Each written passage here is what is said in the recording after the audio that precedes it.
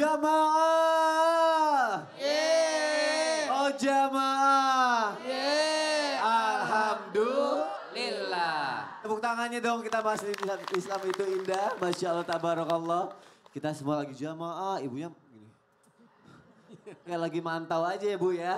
Masih penasaran sama jawabannya ya? Tema kita juga masih sama ya jamaah ya, kita bahas lagi ya. Jadi gini, tadi Ibu Eis bener ya? Ibu Eis nanya, udah nikahnya karena dijodohin. Tapi berusaha untuk mencintai tapi gak bisa cinta-cinta gitu. Terus akhirnya ngerasa dosa besar gak nih kalau misalkan ternyata gak cinta gitu. Tadi kan gak bisa. Bisa tadi. Kang? Karena waktunya gak pas. Sekarang pas waktunya. Karena pas waktunya. Bisa dijawab ya? Ya insya Allah. Yuk Ibu kita duduk dulu ya. Nanti dijawab sama Ustadz Bani ya. Silakan Ustadz, silakan duduk. Ayo gak ada tempat duduk ya. Duduk di mana? Kasih tempat duduk silakan. Makanya aku ambil dulu ya. Silakan Ustadz Bani. Ya, mohon izin guru kami Ustadz Maulana, Ustadz Syam, Mas Soni dan guru-guru kami dimanapun berada. Kalau belum bisa mencintai pasangan, insya Allah tidak berdosa. Selama tidak cinta ini tidak membuat kita kemudian pertama tidak taat kepada pasangan. Yang kedua tidak melahirkan benci. Bu. Apakah kalau kita tidak suka sesuatu itu artinya kita benci itu? Ya. Ada ibu misalnya nggak suka bakso. Apakah maknanya ibu benci bakso itu? Ya. Enggak. Ya nggak Bu? Ada yang nggak suka somai. Tapi kan bukan berarti kita membenci somai. Kalau benci tukangnya mungkin bisa jadi. Karena pelit. Jadi selama ketidaksukaan atau tidak cinta kita kepada pasangan tidak melahirkan benci, yang kemudian melahirkan sifat zalim, insya Allah tidak berdosa.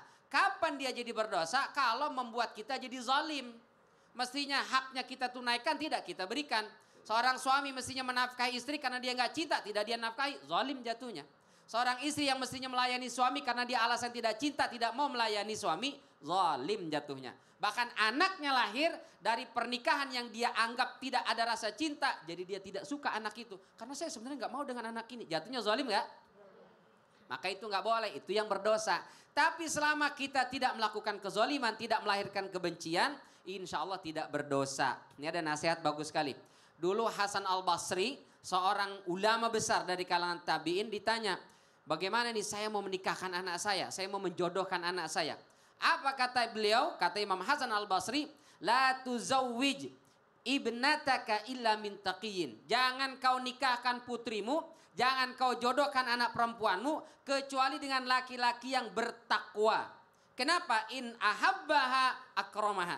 Kalau laki-laki itu mencintai anakmu, anakmu akan dimuliakan, akan diratukan, akan dijadikan sebagai permaisuri di dunia, dipenuhi segala kebutuhannya karena cinta. Wa in lam yuhibha lam yadhlimha. Tapi meskipun laki-laki itu ternyata tidak mencintai putrimu, dia tidak akan menzolimi anak perempuanmu. Kenapa? Takwa. Nah, itu maka penting. Bolehkah menjodohkan anak saya Ustaz? Silahkan. Tapi carikan laki-laki yang bertakwa. Carikan pasangan yang beriman kepada Allah. Insya Allah meskipun cinta itu awalnya belum datang, dia tetap bisa memuliakan. Dia tidak menzolimi, lama-lama cinta dari mata turun ke hati. Iya Masya Allah, cie. Jadi pelan-pelan cinta-cintaan lama-kelamaan gak mau dipisahkan gitu ya Ustadz ya. Masya Allah, terima kasih Ustadz. Tepuk tangan dong untuk Ustadz Bani. Terjawab Ibu Is? Alhamdulillah, Masya Allah, tabarak. Kalau kita lanjut ya, Ustadz Maulana. Bentar. Ini ada sedikit. Apa tuh? Dari mana sih? Udah terima aja. Nggak boleh. Gak apa-apa, sedikit aja. Gak apa-apa, udah. Gimana sih? Gak boleh tapi dibawa. Buat Ustadz ya. Dari mana sih? Udah sedikit gak apa-apa ya. Jamaah? Diterima aja udah. Dari jamaah. Ya. Pasti Ustadz senang. Apa? Ternyata surat. Aja langsung, ini ada surat. Kan yang di rumah jadi... Kan jadi kelihatan gimana Ustadz ternyata. Kayaknya nanti dikira kita ada sogokan ya. Oh ya, kelihatan kan respon Ustadz gimana. Bacain Boleh ya. yang dibaca Ustadz. Ada surat dari jamaah. Iya. Saya bacain ya. Iya. Ya Ya duduk. Oh iya iya. Maaf Ustaz. Ya. Ini daun sasam. Saya membaca surat dari jamaah dan saya tidak bacakan nama dari asalnya supaya menjaga kerahasiaan. Assalamualaikum Ustadz. Dulu saya menikah karena dijodohkan sama orang tua. Alhamdulillah setelah menikah saya bisa mencintai pasangan saya. Walaupun lama Pak prosesnya. Sekarang anak saya usianya sudah 30 tahun. Udah nenek-nenek dong. Tapi belum ada tanda-tanda mau menikah. Saya mau menjodohkan. Tapi takut kalau anak saya bakal mengalami hal yang dulu pernah saya rasakan. Lalu bagaimana caranya ya Ustadz biar anak saya segera bisa menikah dengan orang yang dia cintai. Menikah itu adalah takdir. Jodoh adalah takdir. Dan tidak ada yang tahu sekalipun manusia dan jin bersatu untuk menyatukan orang. Kalau memang Allah tidak ridha tidak bisa. Rezeki, jodoh, ajal sudah ditetapkan oleh Allah. Bahkan ketika kita dalam perut ibu dimasukkan roh. Di usia 4 bulan dimasukkan roh. Dimasukkan rezeki. Dimasukkan baik buruknya. Dimasukkan usianya berapa. Dimasukkan jodohnya siapa. Maka kalau begitu gimana solusinya? Solusinya adalah dekati pemilik jodoh itu. Pemilik hamba itu siapa? Allah. Maka doakan anak-anak ibu. Ibu yang bawa kirim surat ini, doakan anak ibu. Rabbi la tasarni fardan wa anta khairul warisin. Surah Al-Anbiya ayat 89. Setiap sudah salat doakan. Bahkan ada 3 yang bisa merubah takdir. Kan ini takdir kan? Ini takdir. Lakukan 3 hal. Yang pertama doa tadi. Yang kedua yang kita lakukan adalah bersedekah. Bersedekah. Semoga sedekah yang kita lakukan mengantarkan anak kita dapat jodoh. Yang paling repot memang anak perempuan. Kalau anak laki-laki kan menikah. Tapi kalau perempuan kan dinikahi. Tidak mungkin anak perempuan mencari. Tapi kan dia dicari. Kalau begitu perbaiki akhlaknya. Perbaiki akhlaknya. Makanya dikatakan nikahkan anak laki-lakimu, percantik anak perempuanmu kata Nabi. Nikahkan anak laki-lakimu, percantik anak perempuanmu. Selain doa, selain sedekah, satu lagi. Yang bisa merubah takdir adalah silaturahmi. Banyak-banyak adakan pertemuan. Banyak-banyak berjalan, banyak-banyak ketemu orang. Yakinlah anak itu akan dapat jodoh. Masya Allah. Dari mata turun ke hati. Ustadz aku mau nanya. Ya. Tadi Ustadz bilang jodoh adalah takdir. Ya. Rezeki adalah takdir. Ya. Pertanyaannya. Ustadz dapat surat. Apakah ini yang dinamakan suratan takdir? suratan takdir. Tapi anaknya 30 tahun. Ya dia. Tepuk tangan untuk Ustadz Maulana. Masya Allah, tabarakallah. Makasih ya jamaah ada curhat yang malu-malu lewat kertas jadinya ya. Jadi ini bisa membuktikan kalau Ustadz Maulana itu punya sahabat pena di sini ya. Oke. Aku punya tayangan lagi nih. Terpaksa mencintai itu sulit kan? Kita lihat tayangannya silakan. Baran orang yang berusaha mencintai istrinya ya dengan kondisi apapun ya. Nah relate dengan tema kita nih untuk masalah cinta, jodoh tapi nggak cinta gitu ya. Nah apakah nih Ustadz Bani nih lebih mulia nih mempertahankan rumah tangga kalau nggak cinta gitu? Atau lebih baik pisah aja karena alasan nggak cinta gitu. Jadi lebih baik dipertahankan atau pisah akhir aja. Silakan Ustadz Bani. Mohon izin guru-guru kami, Ustadz Maulana, Ustadz Syam, Mas Soni dan guru-guru kami dimanapun berada. Masya Allah, apakah lebih mulia mempertahankan rumah tangga atau sebaiknya selesai saja karena sudah tidak cinta? Kalau tadi kata Ustadz Maulana, cinta itu berasal dari mata lalu turun ke hati tapi berakhir di kantong. Ketika kantongnya enggak juga terisi, lama-lama cinta pun pudar. Dari 100% jadi berapa Bu? Selawe. Masya Allah. Lama-lama ujungnya tinggal kasihan ya. Tinggal kasihannya. Sebenarnya sudah gak cinta Ustaz. Cuman kasihan aja lihat dia. Masya Allah. Jadi apakah mempertahankan rumah tangga itu termasuk kemuliaan? Benar. Insya Allah menikah biar bagaimanapun cinta atau tidak ada cinta dalam rumah tangga itu. Paling tidak ketika kita berumah tangga, ketika kita memiliki pasangan, itu kita telah menjaga kehormatan dan kemuliaan. Mohon maaf sekali. Orang yang tidak memiliki pasangan cenderung seringkali dianggap negatif. Benar nggak Bu? Datang ketemu Pak RT, mau ngapain nih si Bu nih? Ngapain ke rumah Pak RT nih? Orang langsung curiga. Ketemu Ustadz, mohon maaf kalau dia tidak memiliki pasangan akan muncul fitnah dan curiga. Maka ketika kita mempertahankan rumah tangga, insya Allah. Apa Ustadz? Itu benar. Itu benar. Terlalu banyak ujian ketika kita tidak punya pasangan. Oh. Kemana-mana, setiap kemana-mana dijodohin. Yolah. Sampai kucing lewat pun saya dijodohin. Sabar ya Ustadz, silakan lanjut Ustadz. Makanya Allah Subhanahu wa taala sebut pernikahan, institusi pernikahan itu disebut dengan mitsaqan ghalidha. Kontrak yang luar biasa agung, yang sangat mulia di sisi Allah Subhanahu wa taala. Kalau kita buka Quran, kontrak yang sangat besar itu hanya disebutkan 3 kali oleh Allah sebagai mitsaqan ghalidha. Pertama, kontrak perjanjian antara Allah dengan para nabi di dalam surat Al-Ahzab ayat ke-7. Nabi itu mohon maaf tidak boleh resign, tidak boleh mengundurkan diri dari tugas dan tanggung jawabnya sebagai nabi dan rasul. Nabi Yunus ketika mohon maaf berdakwah, kemudian kaumnya tidak ada yang menerima dakwanya, akhirnya kesal ditinggalkan. Langsung Allah hukum dengan apa? Dicaplok oleh ikan paus, Masya Allah. Jadi hati-hati ibu-ibu yang minggat kabur dari rumah, ada ikan paus Bu, dicaplok nanti. Nauzubillah min dzalik. Itu perjanjian antara Nabi dengan Allah nggak bisa main-main. Harus dilakukan, tidak boleh, tidak ada tawar-menawar. Maka disebutnya mitsaqan ghalidha. Yang kedua adalah perjanjian Allah dengan Bani Israel. Dalam surat An-Nisa ayat 154.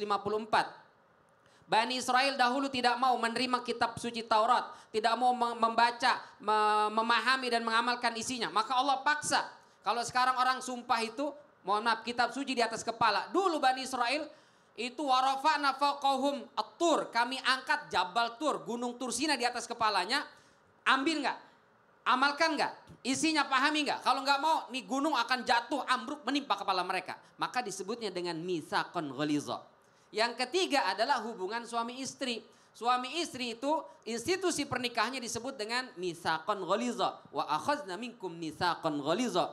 Kenapa? Karena ketika kita berakad nikah, kita memiliki pasangan, itu kita telah melibatkan Allah Subhanahu wa taala. Maka ketika kita terima si nikah dan kawinnya, ketika itu kita semua menerima semua konsekuensinya dan kita bertanggung jawab di hadapan Allah Subhanahu wa taala. Ketika kita jujur, ketika kita benar menjalankan amanah sebagai sebuah pasangan, insya Allah Allah yang akan memberikan keberkahan di situ. Meskipun tanpa ada cinta, mulia dunia dan akhirat insya Allah. Ya Allah. Nah, jangan dikit-dikit cerai, cerai kok dikit. Jangan. Jangan dong. Berarti gini, kalau cinta kepada Allah itu kan balasannya surga ya. Betul. Kalau kita mempermainkan cinta yang suci, surga mana yang mau menerima kita nanti? Masya Allah. Cie. Tepuk tangan untuk Ustadz Dhani, Masya Allah. Semoga pagi ini bisa menambah kecintaan kita terhadap pasangan kita ya. Semakin tumbuh benih-benih cinta kita. Untuk itu kalau ada yang mau ditanyain, boleh nanya lagi sekarang. Yuk kita masuk ke segmen Tanya Dong Ustadz. Kami semua tanya dong Ustadz. Langsung aja yang mau nanya boleh angkat tangannya. Masya Allah. Ibu deh. Oh yang lain jarinya 1, ibu 2. Ibu boleh silakan. Kasih jalan, izin ibu. Hati-hati. Silakan ikut saya, ayo sini. Ibu nanti ya, nanti ada gilirannya. Ya sekarang ibu sini dulu. Coba kasih salam nama ibu siapa, silakan. Assalamualaikum warahmatullahi wabarakatuh. Waalaikumsalam warahmatullahi wabarakatuh. Nama saya Ibu Ihat dari Majlis Ta'lim An-Nisa pada Rincang, Serang, Banten. Tepuk tangannya dong untuk Ibu Ihat. Ibu mau nanya sama siapa? Nanya sama Pak Ustadz Syam. Ustadz Syam, Bu. Boleh. Maaf Bu, Ustadz Syam sebelah sini. Jadi nengoknya bisa kesini aja lebih gampang. Tadi Ibu kesini nengok ini. Ustadz Syam. Ya maaf. Ya gak apa-apa Bu. Gini Pak Ustadz. Iya. Bagaimana jika menikah karena dijodohkan orang tua lalu bercerai. Pertanyaannya, siapa yang harus disalahkan? Kira-kira kalau itu terjadi pada ibu, siapa yang ibu salahkan? Ayo. Siapa ayo? Saya bingung Pak Ya, Ustadz. ibunya bingung. Saya mohon penjelasannya Pak Ustadz. Makanya ibunya nanya. Iya Pak Ustadz, kalau saya menyalahkan orang tua ya nggak mungkin dong. Pasti orang tua saya kan menginginkan anaknya yang terbaik untuk anaknya. Tepuk tangan dong.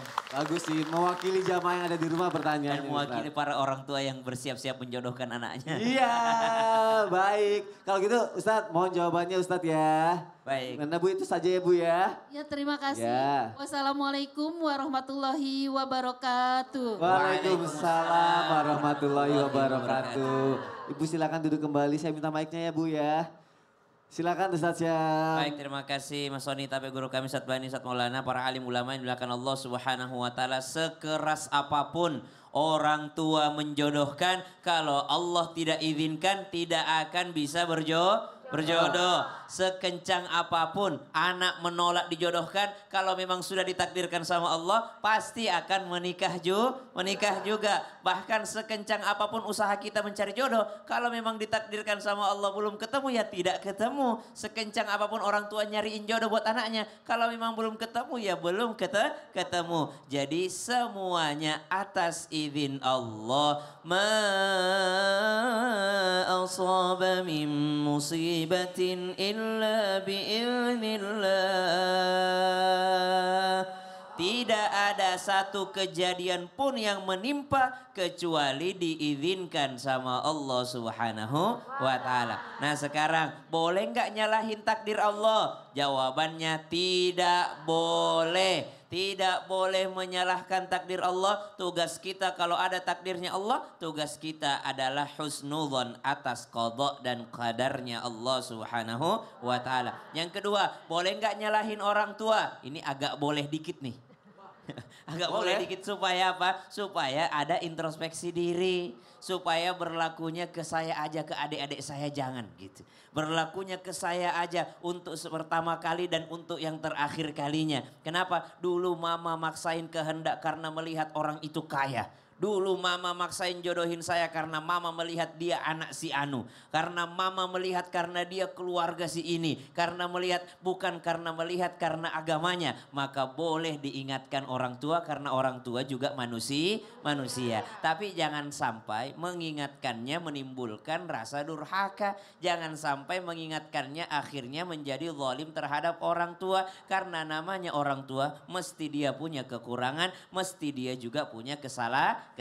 Diingatkan aja. Lalu bolehkah kalau orang tua sudah sekarang diri sendiri, bolehkah menyalahkan diri sendiri? Bagus untuk introspeksi diri. Hasibu anfusakum qabla an tuhasabu. Jangan-jangan nih bukan perjodohannya yang salah, tapi saya yang tidak menjalankan dengan sesuai syariat agama. Mungkin kalau saya sesuai dengan apa yang dibawa Nabi SAW bisa jalan juga nih rumah tangga nih. Mungkin kalau saya bersedia menjadi orang yang ternyata hidupnya dipersembahkan untuk ibadah aja, gak usah mikirin yang lain-lain, kayaknya baik-baik aja nih meskipun awalnya tidak cinta. Makanya tadi di awal Ustadz Bani sudah sampaikan, banyak rumah tangga berhasil bukan karena cinta tapi karena bagaimana takwanya kepada Allah. Masya Allah, terima kasih Sama-sama Mas Soni. Terjawab Ibu? Alhamdulillah. Jamaah jangan kemana-mana ya, sesaat lagi kita dengarkan dulu lagu kebangsaan kita Indonesia Raya. Silakan.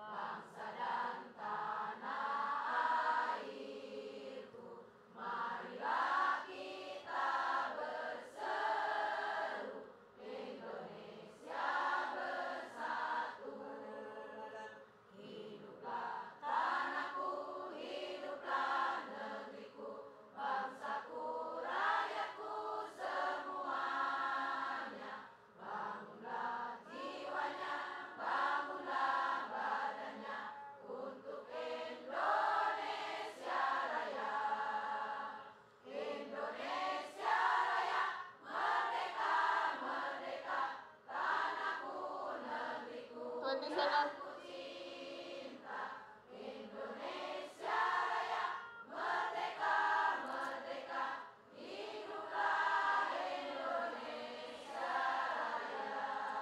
Oke, boleh duduk kembali.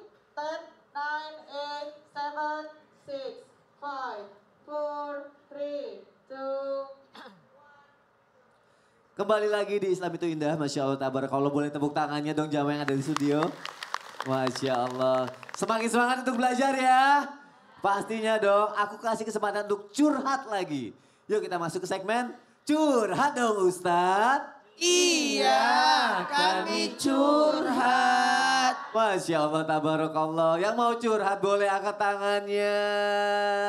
Oke, karena ibu dada-dada, ibu yang saya pilih. Ibu silakan ikut saya. Ini kan cuma seperempat cintanya. Hah? Iya, siapa tahu kali ini bisa full abis ini ya. Silakan ibu, kasih salam, nama ibu siapa? Assalamualaikum warahmatullahi wabarakatuh. Waalaikumsalam warahmatullahi wabarakatuh. Perkenalkan nama saya Ibu Hajah Neneng Wahid. Berasal dari Majlis Taklim Muslimah DKM Masjid Agung Ar-Rahman Pandeglang, Banten. Tepuk tangannya dong untuk Ibu Neneng dari Pandeglang, Banten. Ustadz Bani izin Ustadz, Ustadz Maulana izin Ustadz, Ya, ibunya iya, mau iya. curhat. Iya. Saya mau Ayo. curhat, Tad. Akhirnya saya ketemu sama seukuran. Sama ya tingginya ya, oke. Kan? Begini, Tad. Kami punya tetangga. Tetangga dekat teman. Nah, dia itu sering curhatnya di posting.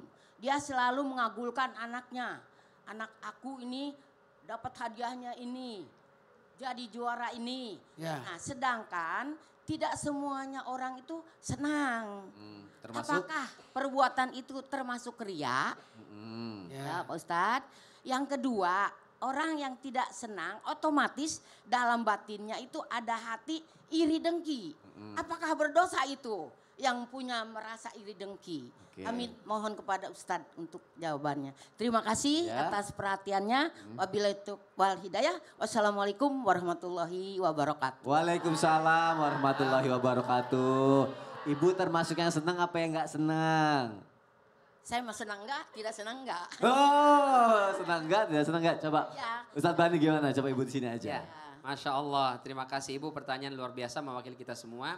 Pertama, jangan mengekspos kebahagiaan kita kepada semua orang. Karena kata Nabi, likulli dzi ni'matin mahsud. Setiap kenikmatan yang diberikan oleh Allah kepada seorang hamba, itu akan bisa menyebabkan hasad, iri, dengki oleh orang lain. Maka itu jangan kita expose karena tidak semua orang suka ya. Betul. Nah, iri termasuk juga kejahatan ya. Itu bukan hanya karena niat dari pelaku tapi karena adanya kesempatan. Waspadalah, waspadalah, waspadalah.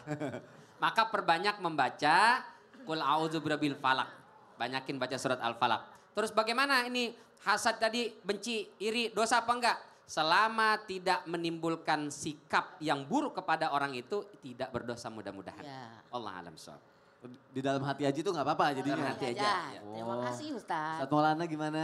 Apa Ustadz Maulana? Bedakan pamer sama ria. Beda ya? Beda dong. Kalau sesuatu yang hal dunia itu namanya pamer. Oke. Kata Mama Dede. Oh gitu. Pamer. Dengerin. Tapi kalau ibadah itu bisa jadi Iya. Dengerin Bu. Ya, denger. Ibu lihat itu, saya mau tanya perasaan ibu. Bahagia nggak melihat dia? Enggak lah. Berarti ibu cemburu. Cemburu Bahagia. tidak, bahagia juga tidak. Karena Ah. kita harus bisa menjaga diri. Apa yang dikatakan Pak Ustadz tadi. Oh nyari pembenaran, nyari teman, nyari teman, nyari teman. Kalau iri sendiri aja, jangan ajak Ustaz Bani. Dengerin. Ya. Dengerin. Dengerin Ustadz. Kita tidak tahu niat orang postingin itu. Ya. Tapi tadi Ustaz Bani ngarahin kita supaya jangan pamer. Ya, betul. Supaya jangan sampai ada namanya penyakit ain. Ya. Ya, tapi tolong bahagia itu ada 3. Pertama, 1, bahagia karena memberi. Ya. 2, bahagia karena menerima. Yang ketiga, bahagia karena melihat orang bahagia. Cobalah berusaha bahagia melihat orang, dia anaknya hebat ya, bahagialah. Ngapain iri? Insya Allah terjawab ya Bu, boleh tepuk tangannya dong. Jamaah jangan kemana-mana, nanti kita lanjutkan lagi tetap di Islam itu Indah. Gak lama kok. Jamaah, Alhamdulillah. Maaf ya Bu. Yuk datang ke Trans TV Festival Volume 3, konser musiknya Trans TV. Gratis. Jumpa artis program-program Trans TV. Dimeriahkan artis-artis ternama. Dipandu Rian Ibram. Dan serbu puluhan kuliner viral. Gas seru-seruan seharian bersama orang tercinta. Di Trans TV Festival, Sabtu 4 Oktober mulai jam 6:30 pagi, gratis di lapangan Sunburst BSD.